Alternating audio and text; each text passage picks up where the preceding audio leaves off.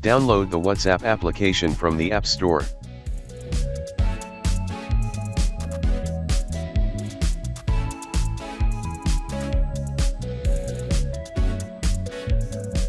Now go to Mobile WhatsApp Settings.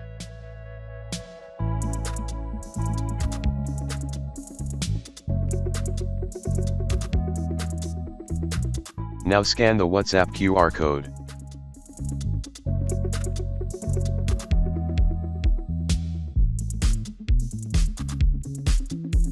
Then link a device.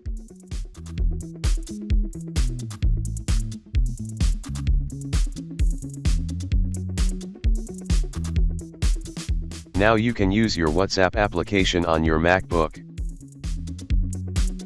Thanks for watching. If you like my video, please subscribe and share.